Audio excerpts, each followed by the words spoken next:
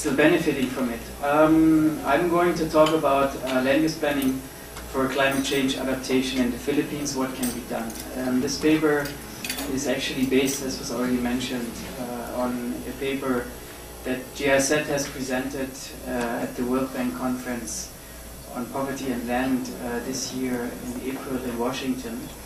And we have just edited a little bit and provided a little bit more of information. It's going to be a little bit more technical, I think, than in the other panel, and I'm trying to shed some light on the question, what exactly are the adaptation options for local government units in the Philippines based on the framework we heard earlier, that framework that has some limitations in terms of institutional shape, but also in terms of resources. Next slide, please. Yes, this has already been mentioned.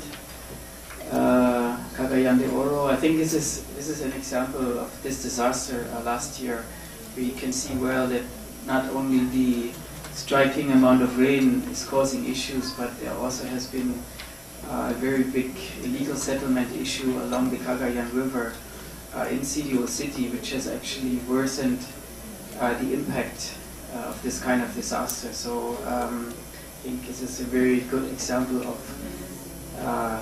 non-existing or not, let's say, almost non-existing proper land use planning can actually worsen effects of climate change. And going to try to address from that perspective in the presentation. Next slide, please. It was already mentioned, the Philippines are a very vulnerable country, and just to give maybe a few additional facts, in terms of forest cover reduction, over the past 100 years, forest cover was reduced by 70%.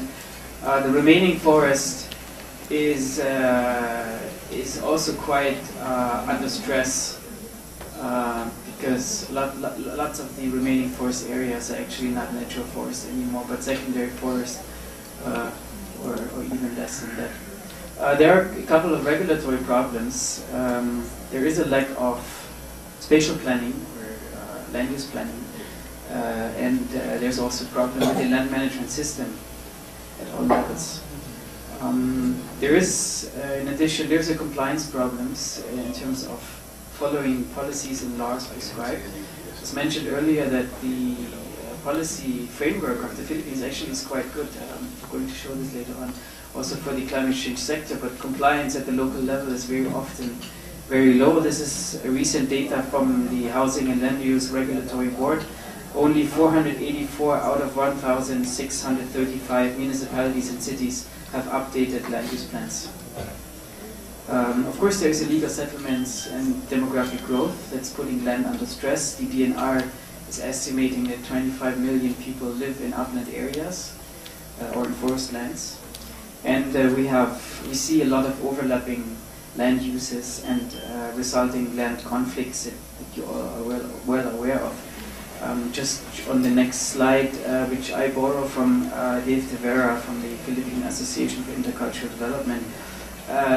It's probably a little bit tricky to see, but basically the red areas, the red dots are ancestral domain areas, while it's not good, you cannot really see it, while the white areas are protected areas, and then the black dots are application for mining. And there's a lot of overlap. Sometimes two of these or three of these domains are actually overlapping, so it's creating quite a lot of issues in terms of dealing with these conflicts and managing actually land at the local level. The next slide, I think I would just maybe like to continue because I think it has some animations there. Yeah, just quickly, I mean, you all are aware of the situation of the three types of land we have. So private domain, ancestral domain, and the public domain. And of course there are different oversight agencies and there are conflicts among the domains, between the domains or within. And maybe next, one more click. Yeah. What we observe is that if you look at the municipal territory, it was mentioned earlier by the lady from DAR, I think, what you see is that in terms of ecosystem, various domains do not really, the way they're planned for does not really provide for an integrated ecosystems approach. That's why I think there is a very good now a move to look at land, local territory at an ecosystem perspective. But right now, in terms of regulatory framework, this is not really in place yet, and I'm going to show later on what kind of problems this is creating and what can be actually done about it in terms of also adaptation, even now with the current framework in place. Next, just to give some credit to the also in terms of policy, we have heard about the Climate Change Act, very crucial instrument. But I'm just going to skip that. Next. Yes, this one, the Philippine Strategy on Climate Change Adaptation was mentioned earlier, very crucial document. And the adaptation of rich to reef approach in resource management planning and implementation is on its way. Also the Climate Change Commission, GIZ is also working with the Climate Change Commission, by the way, is recognizing of the fact that this is a very important approach. Also DNR and DA, however, in terms of operationalizing it at the local level, I think still some work needs to be done. Next slide, please. Yeah, just quickly to, as a reminder, land use planning has a lot of important functions. And climate change adaptation / mitigation is one of them. We see a lot of issues: sea level rise, high rainfall variability, it was mentioned earlier, frequency of droughts, also in the Philippines. I will show you some data later on. Yeah, and then the other issues, melting glaciers and desertification is not relevant for the Philippines, but of course we have floods and storms. So land use or land as a factor and land use planning, planning for land and management of land can address many of these issues and has to address many of these issues. Next. So the objective of a good land use planning, it creates preconditions required to achieve a type of land use that is environmentally sustainable, socially just, and desirable and economically sound. And you will find many of these formulations in the proposed National Land Use Act. Maybe some of the key elements: transparency, analysis of potential and constraints, options for optimal land use. It's very important. We heard earlier discussions about valuation of land, so there are compromises to be made. That's clear. Zoning is very important, given the way land use is prescribed in the Philippine context, and adopting an ecosystem perspective is also quite an important issue. Just to give a short background, the experience I'm going to present that GIZ has basically come up with, and that I'm going to present in collaboration with DNR, DA, DAR, and local government units, is collected in about 25, 28 local government units in Leyte Southern, Leyte, Negros Occidental, and Antique. Those are partner LGUs of the ENRD and Environment and Natural Resources Development Program and Decentralization Program. Next. We can skip that. This is just basically a flavor of the amount of prescribed plans by the national agencies that are all dealing with climate change adaptation. Each of them is very important. Provincial Framework Plan, Comprehensive Land Use Plan, Barangay Development Plans are prescribed, Comprehensive Development Plan, Forest Land Use Plan, Ancestral Domain Development Protection Plan, and we could actually further that list. There is certainly quite an amount of plans prescribed, and the consistency certainly is also not given at any point in time. Anyway, we're trying to support these plans and bring them together in one perspective. And the example where we have tried that, next slide please, is a small rural LGU, local government unit, municipality. in southern Leyte. That's called Silago, and we have conducted a study together with Manila Observatory and the World Agroforestry Center that looked at patterns of vulnerability in forestry, agriculture, water, and coastal sectors. And I'm just not going to give you all the data. It's just it's a rather small area, but very typical for the rural context. Next, I'd just like to present to you some of the examples. So this study was quite comprehensive, working with the projection models and trying to break them down using regional models and eventually break them down to a local level. So it's quite a comprehensive study, and I can say already this is, in terms of replication, not recommended because it's quite expensive.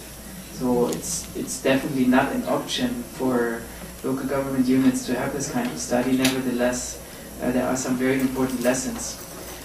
First of all, this is a map that shows you land cover changes in temperature until 2050. Sorry about the mixture. It says 220 and 250. Actually, it looks the same for 2 of the years.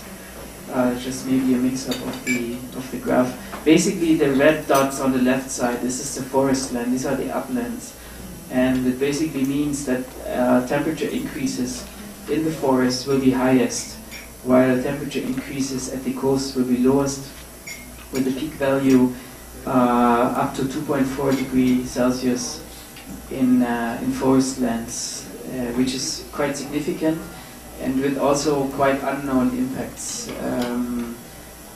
It's simply not clear what this will mean for certain species, for certain trees, for example. I have 5 minutes.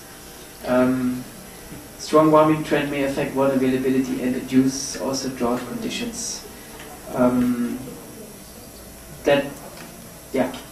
Just leave it at that. Next one, this basically shows you that on the right side, which is the coastal side, rain is going to decrease, although there are also big dots here, but that just means that the rain variability is high at the coastal area, meaning it's going to rain less in coastal areas.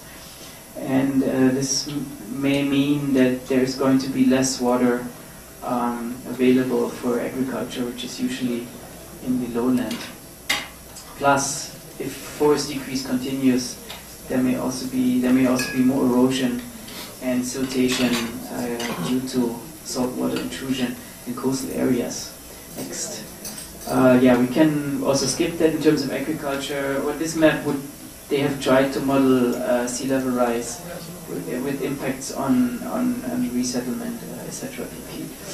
Next, I'd like to talk about some of the conclusions. Now, this is a map that shows how Silago integrated all parts of its territory into one zoning map, which forms the basis for each zoning ordinance. The zoning ordinance is the main regulatory instrument for local government unit to prescribe what type of uses are allowed for what type of land. And of course, in terms of climate change adaptation, this is very, very important, because the local government unit can actually say this is protection forest, this is production forest, this is marine protected areas, and this is exactly what they did here.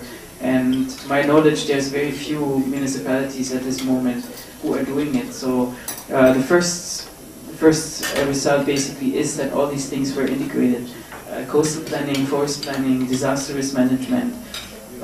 There's a lot of conflicts in that area as well, in terms of boundary conflicts, etc. pp. So this is actually forming the basis now for the municipal ordinance, which is currently at the reading at the Sangguniang Panlalawigan.